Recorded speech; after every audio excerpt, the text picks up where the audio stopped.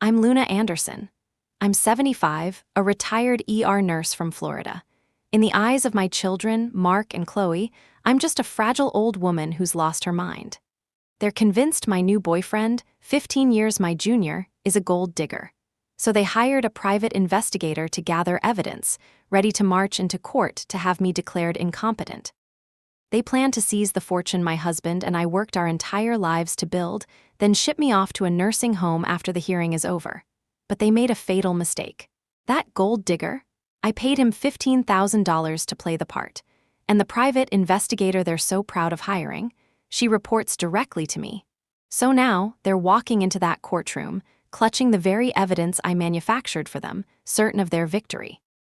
They have no idea they're walking into a perfectly laid trap, and this lesson in greed is about to shatter their entire world. The hibiscus plant was the first casualty.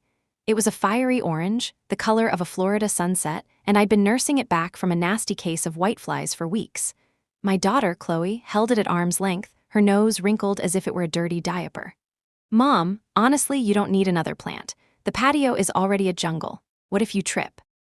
She said, her voice dripping with that cloying, manufactured concern she'd perfected over the last few years. It was a tone that suggested I was one step away from forgetting my own name and wandering into traffic. I wiped the sweat from my brow with the back of a gardening glove. "I won't trip, Chloe. I've navigated ERs during mass casualty events. I think I can handle a potted plant." "It's just, you're 75. You should be taking it easy." "Simplifying," she insisted, placing the hibiscus back on the garden center shelf with a decisive thud. "Let's get you a nice, simple orchid, something that doesn't require so much effort." That was the word they loved. Simplifying. To my son, Mark, it meant liquidating my assets and putting them into a more manageable trust fund, managed by him, of course. To Chloe, it meant getting rid of my 2-story house, my garden, my car, and anything else that suggested I was a fully autonomous human being. They weren't seeing me anymore. They were seeing a collection of responsibilities they didn't want and an inheritance they very much did. That afternoon, staring at the empty space on my patio where the hibiscus should have been, I made a decision. For 40 years as an ER nurse, I'd been the one solving problems, making life-or-death calls in a split second. I had dealt with liars, cheats, and manipulators of every stripe. It was about time I used those skills to deal with my own children. My plan began at the community theater. I joined a beginner's acting class on a whim, much to my children's dismay. "Aren't you a little old for make-believe, Mom?" Mark had asked during our weekly, court-mandated feeling phone call. "I'm 75, Mark, not dead," I'd replied cheerfully. "And I'd rather be doing make-believe on a stage than in our family conversations." The line had gone completely over his head. That's where I met Leo Vance. Leo was 60, with a full head of silver hair, a smile that could charm a snake out of its skin, and the posture of a man who had spent his life being looked at. He was a retired drama professor, and he had a flair for the dramatic that was both ridiculous and utterly captivating. He was exactly what I needed. I approached him after class one evening. "Leo," I began, "how do you feel about taking on the most challenging role of your career?" He arched a perfectly groomed eyebrow. "My dear Luna, are you offering me the part of King Lear? I've always said I was born to play it."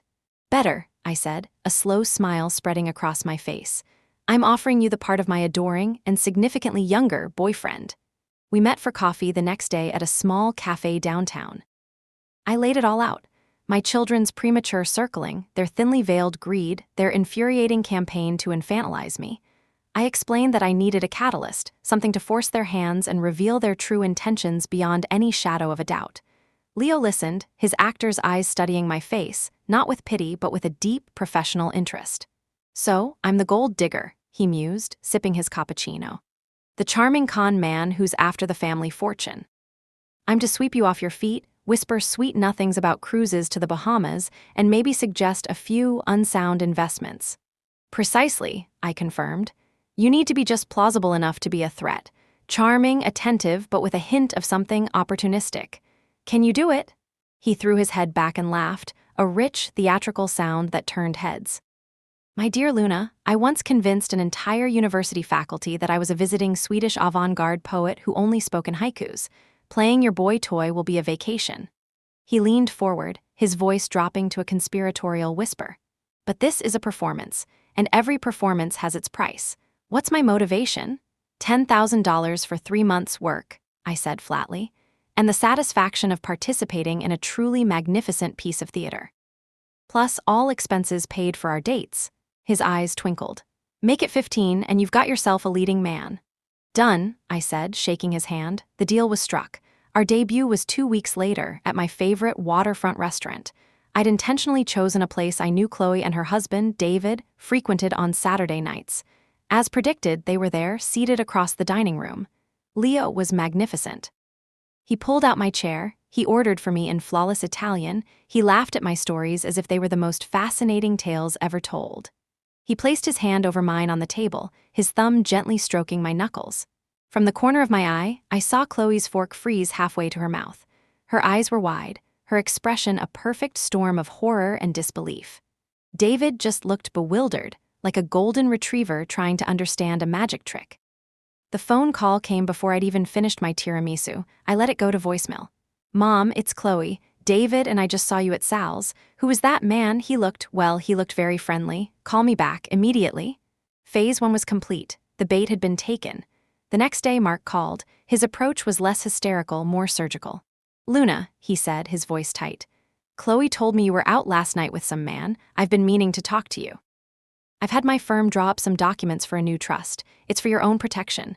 To prevent people from taking advantage of your good nature. My good nature or my portfolio? I asked sweetly, a frustrated sigh on the other end. This is serious, you're vulnerable. An older woman living alone, you're a target. Who is this guy? His name is Leo Vance, I said, enjoying myself immensely. He's a retired professor. He's intelligent, he's worldly, and he makes me feel alive. He's probably a professional, Mark scoffed. A professional at seducing widows. Did you tell him anything about your finances? It may have come up that I'm comfortable, I hedged. I could practically hear him grinding his teeth. Don't you dare do anything foolish, Luna. Do not sign anything. Do not give him any money. I'm serious. I will take legal action to protect you from yourself if I have to. Is that a threat, Mark? It's a promise, he bit out and hung up. The pieces were moving into place, but I needed an inside man, or in this case, an inside woman. My children were predictable. Panicked and arrogant, they would think they were being clever. They would hire a private investigator. And I was going to make sure they hired my private investigator. I found her through a friend of a friend. Her name was Isabel Rossi, but she went by Izzy. She was sharp in her late 30s with a no-nonsense attitude that I immediately trusted. She operated out of a small, discreet office in a less glamorous part of town. I explained the situation, just as I had to Leo. She didn't even blink. So, let me get this straight, Izzy said, leaning back in her chair and tapping a pen against her legal pad. You want me to let your kids hire me to investigate your new boyfriend, who is actually an actor you hired. And I'm supposed to feed them a steady stream of information that you provide, designed to make them lose their minds. That's the gist of it, yes, I confirmed. A slow grin spread across her face. Mrs. Anderson, this is the most interesting case I've been offered all year. Normally, it's cheating husbands and insurance fraud. A filial piety stress test? I love it. I'll pay your regular fee, plus a significant bonus for your creative input, I said, sliding an envelope containing a hefty cash retainer across the desk. Izzy didn't even look at it. The money's good, but the entertainment value is better. So, what's the first piece of damning evidence you want me to discover about the esteemed Mr. Vance? I leaned forward, my own smile matching hers. Oh, I have a few ideas. Let's start with a gambling problem, shall we? Something classy, like high-stakes poker. Izzy's grin widened.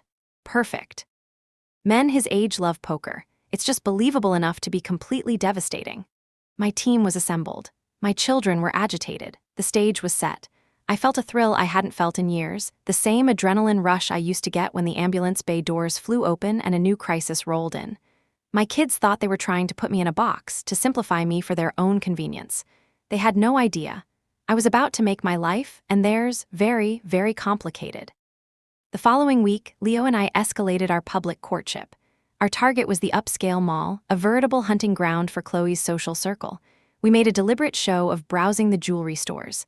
Oh, Leo, look at this, I said, my voice pitched just loud enough to carry, pointing to a ridiculously expensive Swiss watch.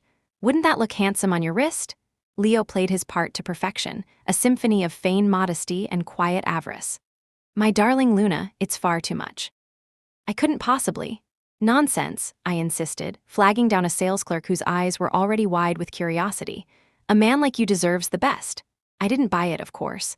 My late husband, Frank, a man who built his construction business from the ground up with his own 2 hands, would have sooner worn a sundial. But the performance was the point. We left the store hand in hand, leaving a wake of delicious gossip behind us. My best friend, Beatrice, was not amused.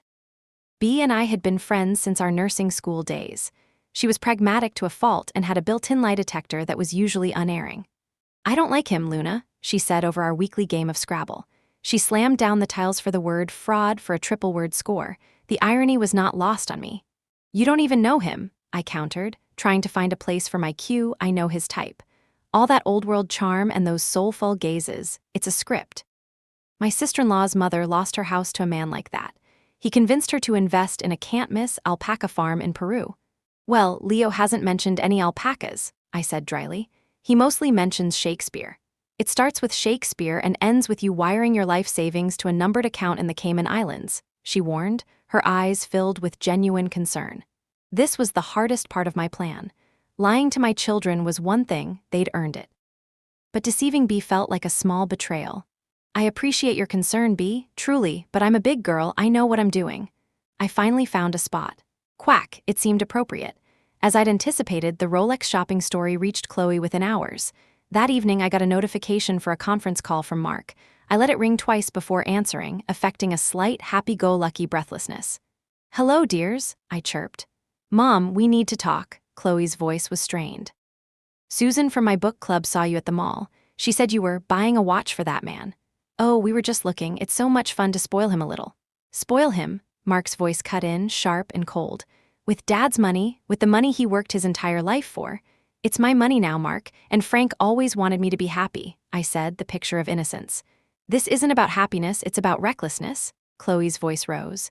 "You're being taken for a ride by some geriatric gigolo?" I gasped, injecting a dose of wounded pride. "That is a vile thing to say, Chloe. Leo is a gentleman." "We'll see about that," Mark muttered. "We're not going to stand by and watch you throw away your future. We're going to take steps." "What kind of steps?" I asked, my heart giving a little flutter of victory. "Steps to protect you," he said ominously, and then the line went dead. I immediately called Izzy. "They're in. They're talking about taking steps." "Right on schedule." Izzy's voice was crisp and professional. "My phone will be ringing by tomorrow morning. I've already set up a dummy website for Rossi Investigations. It looks just professional enough to be legit, but small time enough that they'll think they can control me." Sure enough, Izzy called me the next afternoon. "We have a bite," she said, and I could hear the smile in her voice. "Mark Anderson just left my office.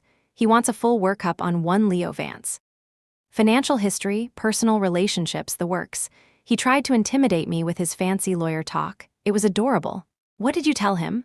"I told him I was discreet, thorough, and expensive. He wrote me a check on the spot. He wants me to start surveillance tonight." "Perfect," I said. "Tonight is Leo's poker night. He's already got the location." The location was the back room of a friend's cigar shop. I'd recruited 3 other members of our acting class to play the part of shady, high-stakes gamblers. I'd given them each $100 for their time and a thick roll of prop cash to flash around. Izzy was a true artist. The photos she sent me the next day were masterpieces of subterfuge. Taken through a grimy window with a long lens, they showed Leo under a single bare bulb, a pile of chips in front of him, a cigar in his mouth, and a look of intense, desperate concentration on his face. Another shot captured him handing over a thick wad of cash to a man with a scarred eyebrow who looked like he broke legs for a living. It was all beautifully, convincingly sordid. Izzy presented her findings to Mark and Chloe in her office. She called me right after they left, putting me on speakerphone. "So, how did they take the news?" I asked. "The daughter looked like she was going to faint," Izzy reported. She kept whispering, "I knew it, I knew it." The son, Mark, he got this cold, triumphant look in his eyes. He wasn't sad for you. He was pleased. He said, and I quote, "This is it. This is the leverage we need." He thinks this is the first nail in the coffin of your legal competence. A chill went down my spine, colder than any I'd felt in a sterile ER. It wasn't just about the money. He wanted to strip me of my autonomy. He wanted me declared incompetent, a ward of his court-ordered care, all for the crime of living my own life. "He wants more," Izzy continued. "He's authorized a full court press. He wants to know if Leo has a criminal record if he's done this before. He wants dirt. The more, the better." Then we'll give him dirt, I said, my voice hard. Leo has an ex-wife, a very bitter ex-wife. I think it's time you found her. Does this ex-wife exist? Izzy asked. She does now, I replied, and she's about to give the performance of her life. Her name is Beatrice. Convincing Beatrice to play the part of Leo's jilted, vindictive ex-wife was the greatest acting challenge of my own. I sat her down in my sunroom, surrounded by the calming scent of jasmine, and confessed everything. The whole elaborate, duplicitous, magnificent plan. She stared at me for a full minute after I finished, her teacup hovering in midair. I half expected her to call me senile and walk out.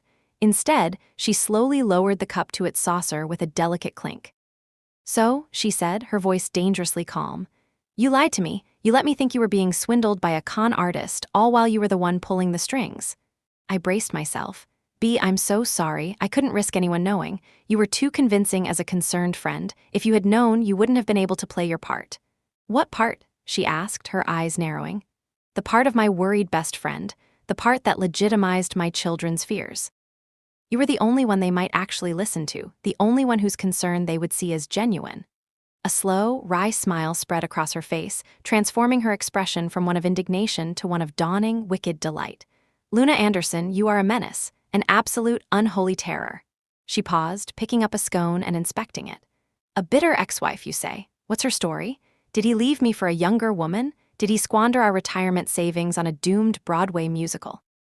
Relief washed over me, so potent it made me dizzy. Even better, he convinced you to sell your family home to invest in his one-man show, Hamlet in a G-string. Then he ran off with the proceeds and the lead ballerina from the local dance academy.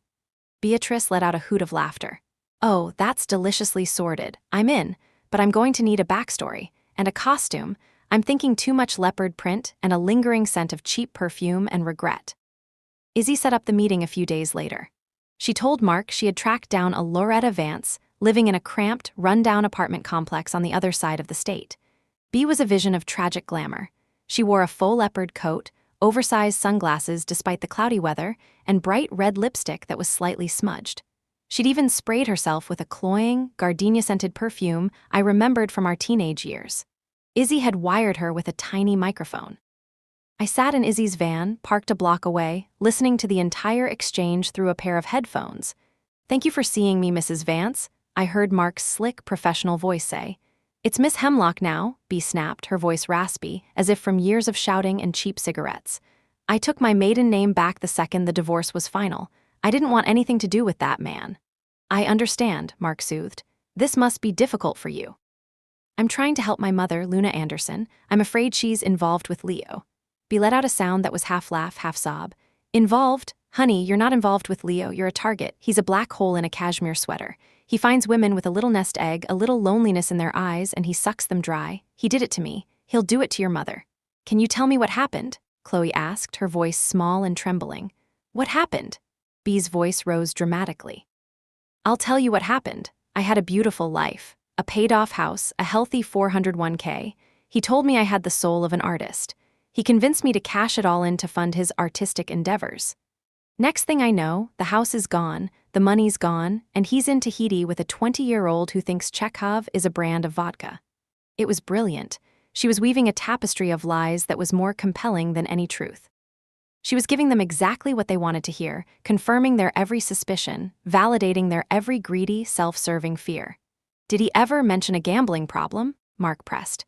Gambling? B scoffed. Honey, his entire life is a gamble. He bets on other people's money. Poker, horses, stocks, if there's a way to lose money, he'll find it. Is he taking your mother to the track? He loves the ponies. I made a mental note. A trip to the racetrack was now on the agenda. We're trying to build a case, Mark said, his voice lowering, to show that my mother isn't capable of making sound financial decisions, that she needs our protection. Would you be willing to sign an affidavit, a sworn statement to that effect? Will I get my house back? B asked, her voice thick with pathos. No, I can't promise that, Mark said, but you'll have the satisfaction of knowing you saved another woman from the same fate. There was a long pause. I held my breath. Fine, B said, her voice filled with weary resignation. I'll sign your paper, for your mother's sake, God help her. When B got back to the van, we were both giddy with the thrill of it. A black hole in a cashmere sweater? I laughed, wiping tears from my eyes. Where did you come up with that? It just came to me, darling, she said, pulling off the sunglasses. the muse of righteous indignation. The affidavit was the centerpiece of their strategy. A few days later, I was served with a legal notice. Mark and Chloe were petitioning the court for an emergency conservatorship. They had a hearing scheduled in 2 weeks. The document was filled with Izzy's carefully crafted evidence: photos of Leo's poker game, bank records I'd given Izzy showing a few large, unexplained cash withdrawals, which had actually been moved to a new, secret account, and of course, the sworn, heartbreaking testimony of one Loretta Hemlock. My children had finally done it. They had officially declared war. I had to feign devastation, of course. I called Chloe, my voice trembling with manufactured rage and sorrow. "How could you do this?" I cried. "This is a betrayal, after everything I've done for you." "We're doing this for you, Mom," she said, her voice a hollow echo of sincerity. "We love you. We can't let this man destroy you." "Leo is the only person who's shown me any real affection in years," I shot back. "You see me as a burden. He sees me as a woman." It was a good line. Leo would have been proud. "You're not thinking clearly," she said, falling back on the familiar script. "One day you'll thank us for this." "Don't hold your breath," I snarled and hung up. Leo and I had one last, grand performance to stage before the court date, the trip to the racetrack. I wore a large, elegant hat. Leo wore a linen suit and carried a pair of binoculars. We looked every inch the reckless, money-burning couple. Izzy, disguised as a tourist in a loud Hawaiian shirt and a fanny pack, snapped photos from a distance. She caught Leo studying the racing form with intense focus. She caught me handing him a thick envelope of cash.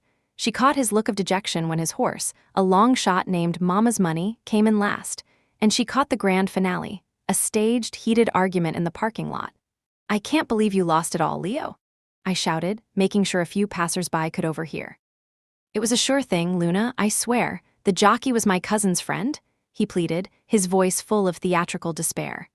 "My children were right about you," I wailed, getting into my car and peeling out of the parking lot, leaving him standing there looking lost and pathetic. The photos and a detailed report of our fight were on Mark's desk the next morning. It was the final, perfect piece of evidence. They were walking into that courtroom overflowing with confidence, armed with a mountain of lies I had personally constructed. They thought they were holding all the cards. They had no idea I had built the deck. The week leading up to the hearing was a masterclass in psychological warfare, with me as the supposed target. In reality, it was my final dress rehearsal. Chloe called me the morning after the racetrack fiasco, her voice a syrupy blend of pity and triumph. "Oh, Mom, Susan's husband was at the track yesterday. He told her he saw you and Leo. He said you had a fight. Are you all right?" "I don't want to talk about it," I said, letting a convincing sob catch in my throat. "You were right about him. You and Mark were right all along." "Of course we were, sweetie," she cooed, the condescension so thick I could have sliced it. "We just want what's best for you. It's not too late, you know. You can still call off this hearing. Just agree to let Mark handle your finances, and we can put all this ugliness behind us. So you can control me completely?" I snapped, reverting to the angry and confused persona. "Never. I'll see you in court." It was a delicate dance, appearing both broken by Leo's betrayal and defiant enough to see the legal battle through. I needed them to walk into that courtroom feeling utterly certain of their victory, certain they were dealing with a proud, foolish old woman who was in over her head. The most unexpected crack in their united front came from David, Chloe's husband. He showed up 2 days before the hearing under the pretense of fixing a leaky faucet under my kitchen sink. He was a decent man, a CPA who was better with numbers than with conflict, and he looked deeply uncomfortable. "Chloe doesn't know I'm here," he said, fiddling with a wrench. He wasn't even looking at the pipe.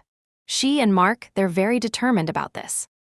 "Determined to have me declared incompetent and steal my money, you mean?" I said, handing him a towel he didn't need. He winced. "They don't see it that way. They think they're protecting you. They think this Leo character is a genuine threat."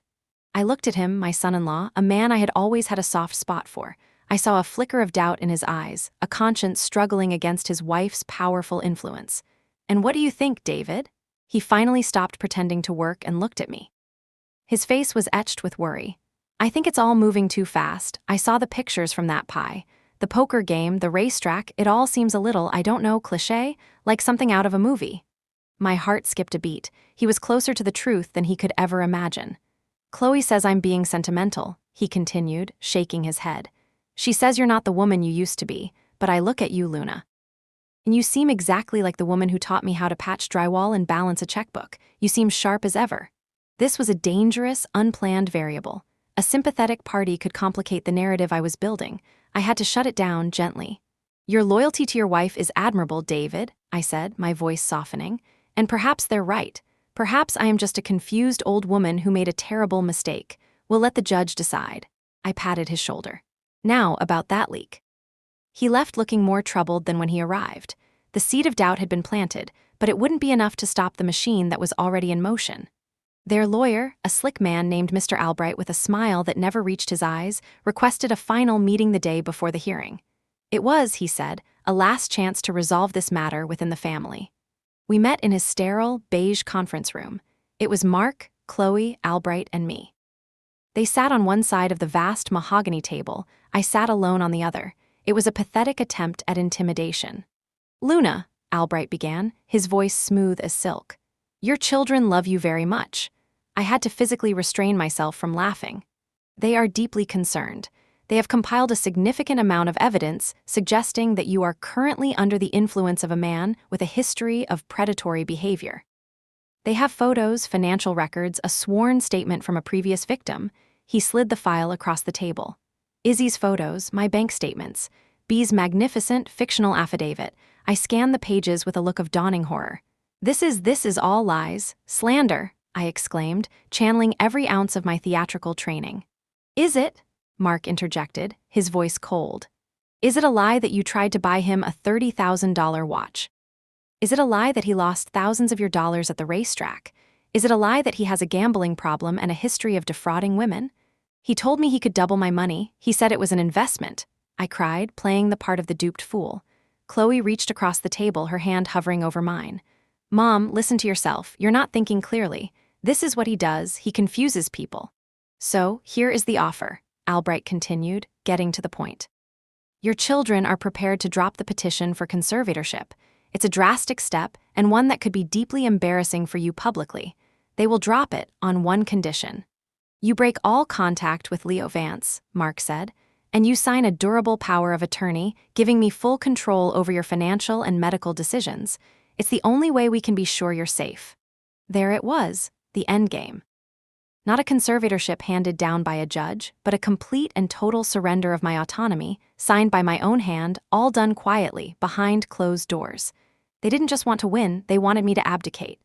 I stared at them, my children, their faces a mixture of greed, impatience, and a twisted sort of self-righteousness. They truly believed they were the heroes of this story. I stood up, my chair scraping against the floor. I looked Mark dead in the eye. "I would rather be penniless and homeless than be your prisoner," I said, my voice low and shaking with controlled fury. "I will see you in court, and I suggest you bring your best game because I will be bringing mine." I walked out, leaving them in stunned silence. That evening, I met with my own team. My lawyer, Arthur Davies, was the anti-Albright. He was in his late 70s with a shock of white hair and a mind like a steel trap. He'd been my husband's lawyer for 30 years. He knew our finances, our family, and my children's characters better than they knew themselves, and he was having the time of his life. "They've built their entire case on evidence provided by our own operative," Arthur chuckled, reviewing the file Albright had shown me. "Izzy had, of course, given us a complete copy. It's like they've constructed their own gallows and are now proudly marching towards it. Their confidence is their greatest weakness," Izzy added. She slid a small digital recorder across the table. "And this is their undoing. It's a recording of every conversation I had with Mark, including the one where he explicitly told me to find whatever it takes to make her look incompetent, and the one where he offered me a significant bonus for a successful outcome." Arthur's eyes lit up. "Oh, that's beautiful. That's suborning a witness. It's unethical. It might even be illegal. Mr. Albright is going to have a very, very bad day tomorrow. So, what's the plan?" I asked, feeling a calm resolve settle over me. "How do we play this?" "We let them present their entire case," Arthur said, his fingers steepled. "We let them show the photos, read the affidavit, paint their picture of you as a fragile, confused victim. We let them dig their own hole, as deep as they can possibly go. And then," he smiled, a slow, deliberate smile, "we hand them a shovel and watch them try to dig their way out." That night, I couldn't sleep. I sat on my patio under a sky full of stars, the scent of night-blooming jasmine in the air. The hibiscus plant I had eventually gone back and bought was thriving, its orange blossoms closed for the night, waiting for the sun. I felt a strange sense of peace. Tomorrow there would be a battle, but tonight there was only the quiet hum of the Florida night and the knowledge that I was ready. I was not a victim. I was a nurse, a mother, a widow, a woman, and I was the director of the final act. The courtroom was an exercise in beige, a color designed to be so neutral it was vaguely oppressive. It smelled of old paper and stale coffee. On one side of the aisle sat my children. Mark, looking sharp and severe in a dark suit, was whispering intently to his lawyer, Mr. Albright. Chloe sat beside him, dabbing at her dry eyes with a tissue, a portrait of filial piety and sorrow. Her husband, David, sat behind them, looking stiff and miserable, his gaze fixed on the wood grain of the bench in front of him. On my side, there was only Arthur and me. I had chosen my outfit with care: a tailored navy blue dress, simple pearl earrings, and the sensible, comfortable heels I used to wear during 12-hour nursing shifts. It was an outfit that projected competence and serenity, not fragility. I felt a calm descend over me, the same pre-op calm I used to feel before a difficult procedure. I had done my prep. I knew the anatomy of the case. Now it was time for the surgery. The judge, a woman named Eleanor Evans with sharp eyes and an air of no-nonsense intelligence, entered the room. We all rose. The hearing began. Mr. Albright's opening statement was a masterpiece of condescending drama. He painted a picture of me as a beloved family matriarch, grieving the loss of her husband, left vulnerable and lonely. "This is not a case about greed," he said, his voice resonating with false sincerity as he gestured towards my children. "This is a case about love. The deep, protective love of a son and daughter for their mother, a mother who, through no fault of her own, has fallen into a state of impaired judgment, making her susceptible to the worst kind of predator." He walked the judge through his narrative: my sudden, uncharacteristic change in behavior, my reckless spending, and my involvement with a known con artist and gambler, Leo Vance. "We will present overwhelming evidence," he concluded, "that Luna Anderson is in imminent danger of financial and emotional ruin, and we are asking the court to grant this temporary conservatorship to protect her from that fate, to protect her from herself." I had to give him credit. It was a compelling story. It was also a complete work of fiction. His first witness was Chloe. She glided to the stand, a vision in pale pink, clutching her tissue like a rosary. Albright led her gently through her testimony. "Chloe, can you describe your mother's behavior before she met Mr. Vance?" "She was quiet," Chloe said, her voice soft and shaky. "She was still mourning my father. She was careful, thrifty. She would spend hours in her garden. She was mom.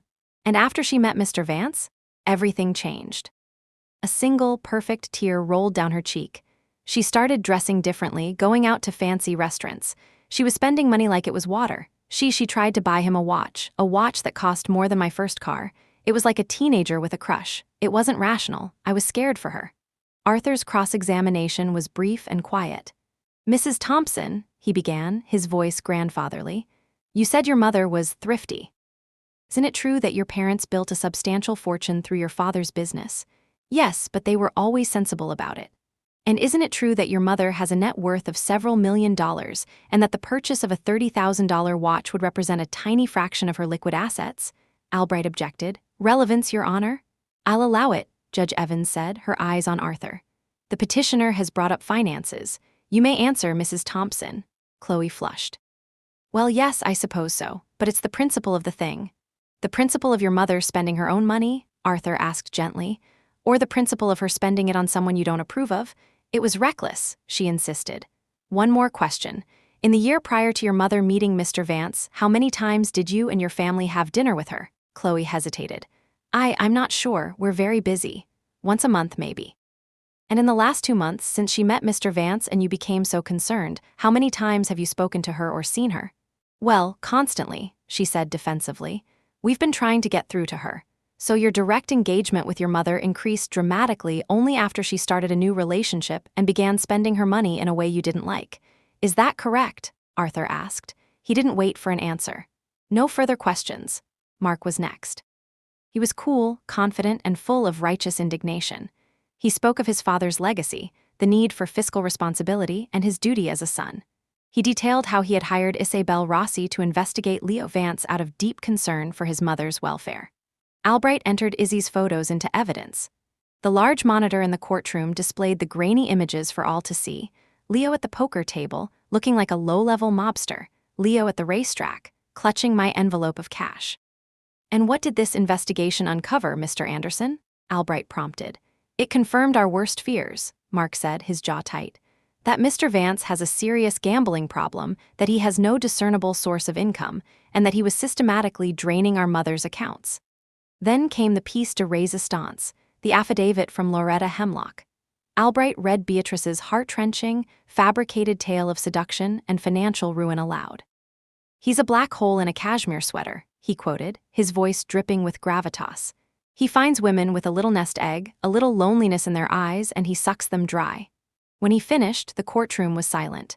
The evidence on its face was damning. I looked over at the judge. Her expression was unreadable, but she was looking at me with an intensity that made me sit up a little straighter. To any outside observer, my children had built an ironclad case.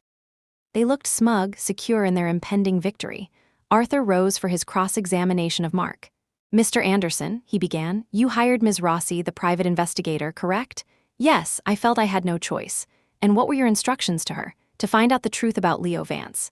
"Is that all?" Arthur pressed. "Isn't it true that you told her, and I quote, to find whatever it takes to make her look incompetent?" Mark's face went pale. I don't recall saying that. I may have said something about needing to prove she was being manipulated. "And did you offer Ms. Rossi a significant bonus for a successful outcome?" Albright was on his feet. "Objection! Counsel is badgering the witness and mischaracterizing his words." "On what basis do you make these claims, Mr. Davies?" the judge asked, her gaze now fixed on Arthur. Arthur smiled calmly. "On the basis of a recording of their conversation, Your Honor." "A recording made by the private investigator your petitioner himself hired." He placed Izzy's small digital recorder on his desk with a definitive click. "The defense rests for now. We will recall Mr. Anderson later." A wave of murmurs swept through the small courtroom. Mark looked as though he'd been punched in the gut. Albright's jaw was slack. Chloe stared at her brother, her eyes wide with panic. The prosecution's case, so carefully constructed, had just developed a fatal crack. We were only getting started. "Mr. Albright, do you have any further witnesses?" Judge Evans asked, her voice now edged with steel. Albright, flustered, stammered, "No, Your Honor, the petitioner rests." "Very well," the judge said, turning her sharp gaze to our table. "Mr. Davies, you may call your first witness for the defense." Arthur stood, his back straight, his old age falling away to reveal the formidable litigator beneath. "Thank you, Your Honor. The defense calls Isabel Rossi to the stand." Izzy walked to the witness stand with a confident stride. She was dressed in a sharp, professional pantsuit, a stark contrast to the tourist disguise she had worn at the racetrack. She looked directly at Mark as she passed his table, a small, knowing smile playing on her lips. He refused to meet her gaze. Arthur began his questioning in a calm, methodical tone. "Ms. Rossi, you are the owner and sole operator of Rossi Investigations, is that correct?" "Yes, it is," Izzy said, her voice clear and steady. "And you were hired by the petitioner, Mr. Mark Anderson, to conduct an investigation into a Mr. Leo Vance?" "That's correct. Please tell the court about your initial meeting with Mr. Anderson." Izzy recounted their first meeting, her testimony aligning perfectly with the recording Arthur had already produced. "Mr. Anderson told me he was concerned his mother was being financially exploited. He was very clear about the outcome he desired. He didn't just want information. He wanted evidence that could be used to prove his mother was mentally incompetent." Albright shot to his feet. "Objection, hearsay, the witness is speculating about my client's motives." "Overruled," Judge Evans said curtly. "The witness is recounting a direct conversation. Continue, Ms. Rossi." "He told me to find anything I could," Izzy went on, her gaze unwavering. "He specifically mentioned looking for signs of dementia, confusion, or erratic behavior in his mother. He offered me a bonus, contingent on him winning this conservatorship case." The judge made a note, her pen scratching loudly in the quiet room. "So, your payment was dependent on the outcome of a legal proceeding you were investigating?" "That was the offer, yes, Your Honor," Izzy confirmed. Arthur then walked Izzy through the evidence she had provided to Mark.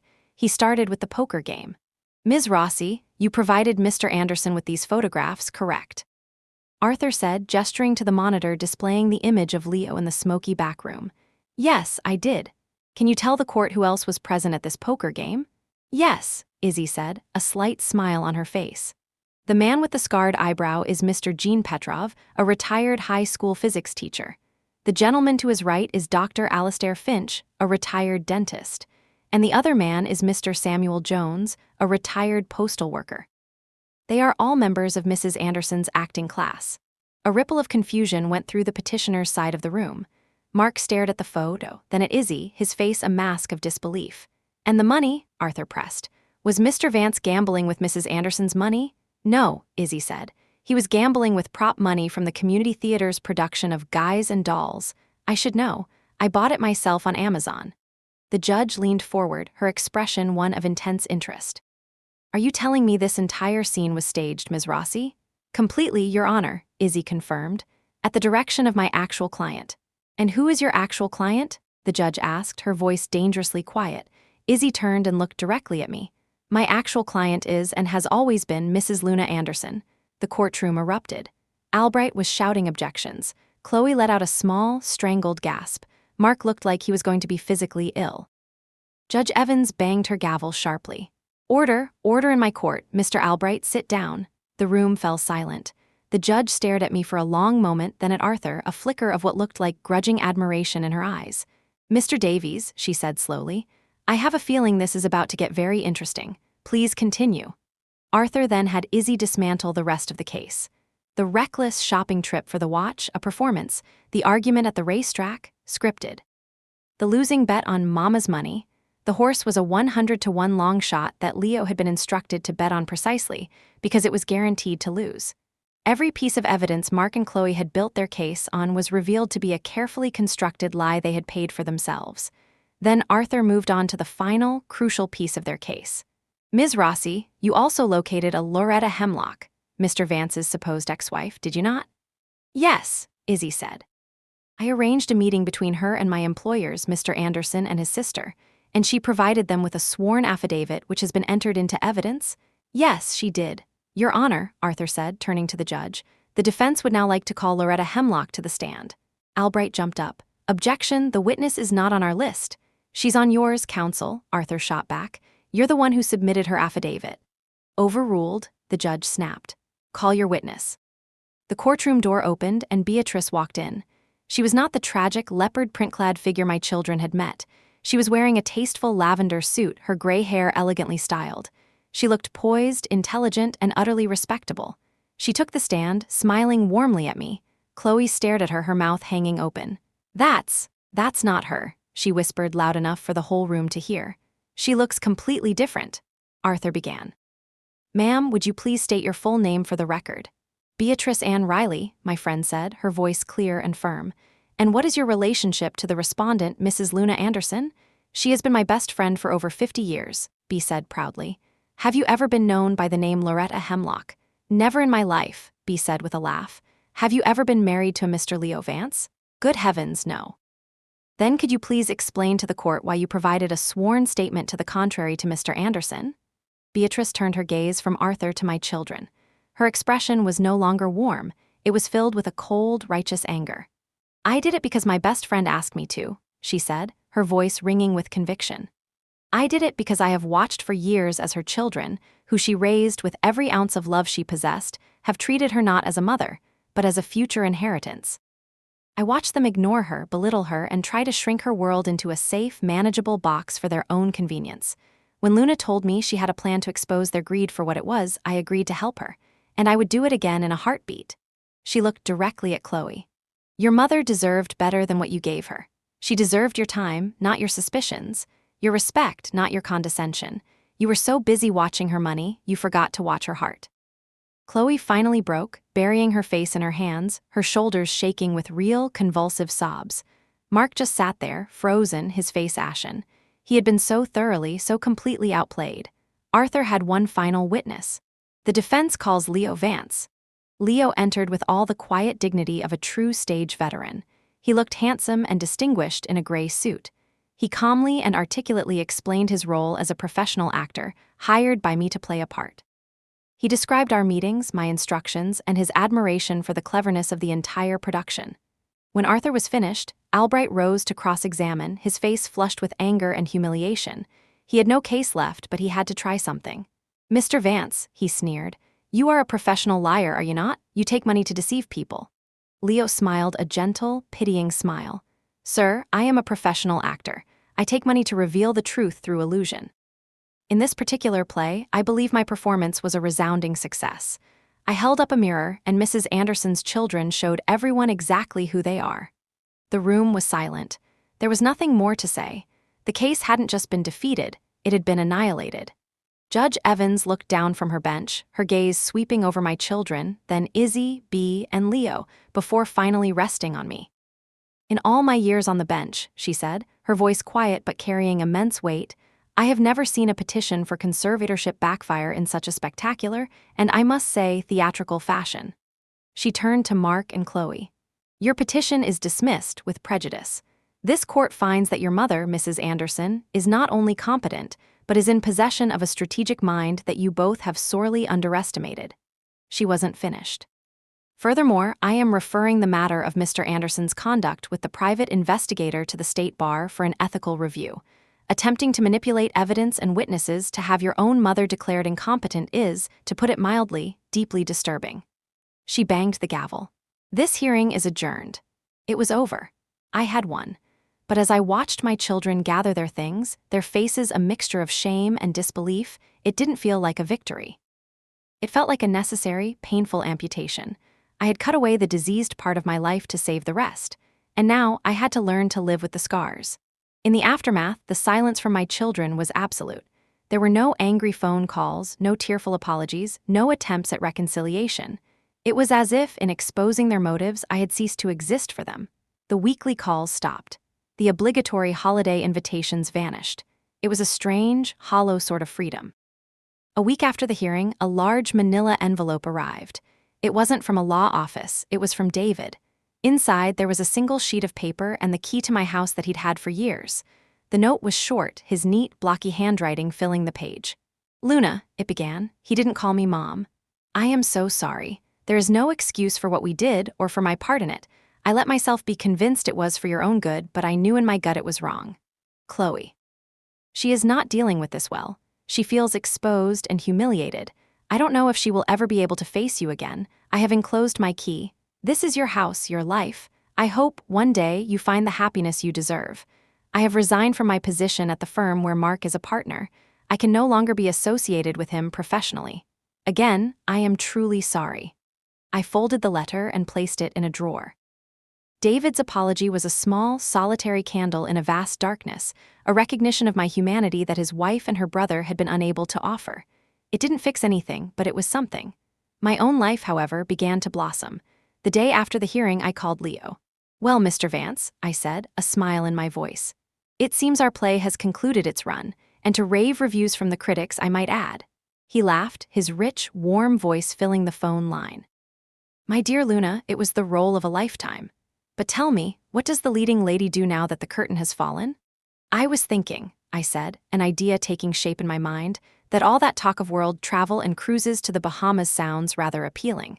And I find myself in need of a traveling companion.